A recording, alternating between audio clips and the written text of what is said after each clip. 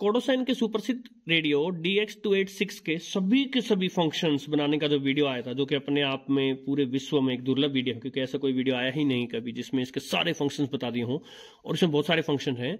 उस दिन हमने उन फंक्शंस में एक फंक्शन देखा था इसकी सेटिंग्स में, और वो फंक्शन था कि FM की डी एम्फेसिस के लिए 50 माइक्रोसेकेंड या फिर 75 माइक्रोसेकेंड की सेटिंग दी गई थी।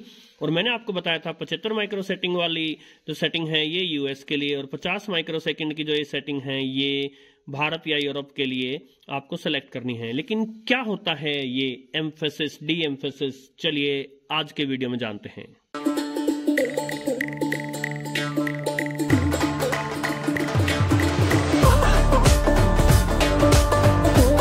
तो देखिए, बहुत ज्यादा इसके अंदर तो नहीं जाएंगे हम, किंतु एक आम आदमी समझ सके इतनी सी बात हम जरूर समझेंगे।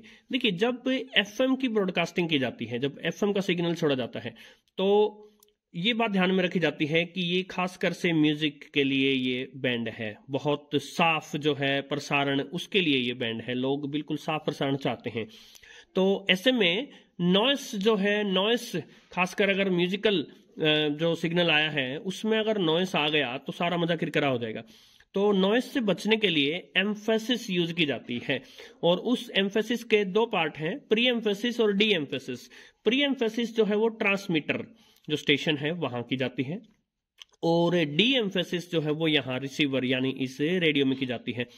और उसके लिए एक टाइम कांस्टेंट है, ज्यादा टेक्निकलिटीज में नहीं जाएंगे। जो टाइम कांस्टेंट की वैल्यू वहां ट्रांसमीटर स्टेशन पर प्री एम्फेसिस के दौरान यूज की गई थी, वही टाइम कांस्टेंट की वैल्यू यहां डी एम्फेसिस के दौरान की जानी चाहिए।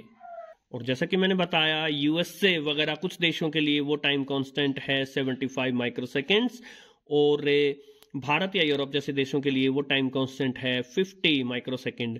और ये मैंने अब तक पहला ऐसा रेडियो देखा है जिसमें ये सेटिंग भी आप चूज कर सकते हैं। डेफिनेटली FM के प्रसारण पर 19 या 20 का असर जरूर पड़ता है।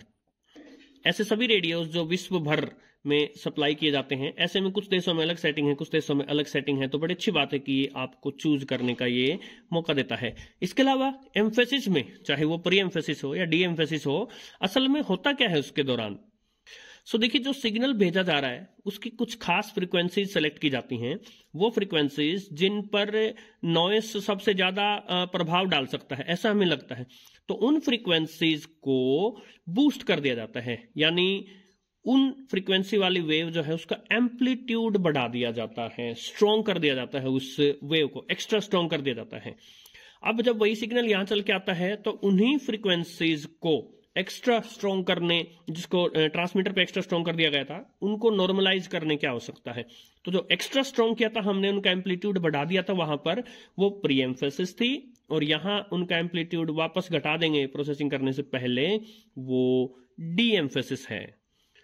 तो अपने ट्रेडिशन को, इस चैनल के ट्रेडिशन को कायम रखते हुए कि हम रेडियो से जुड़ी वो सारी बातें जो भारत ही नहीं पूरे दक्षिण एशिया में कभी सामने नहीं लाई गई, उन सभी बातों को यहाँ चुन चुन कर बाहर लाते हैं और आम जनता समझ सके इस प्रकार की भाषा में लाते हैं। आशा है आपको वीडियो पसंद आएगा साथियों। यदि इस चैनल पर की गई मेहनत, इस चैनल पर किया गया ओरिजिनल काम जो है वो आपको पसंद आता है, तो डेफिनेटली सब्सक्राइब नहीं किया तो सब्सक्राइब कीजिए, और शेयर कीजिए इन वीडियोस को, लाइक कीजिए, और अपने कमेंट्स से सुसज्जित कीजिए। बहुत बहुत धन्यवाद। नमस्कार।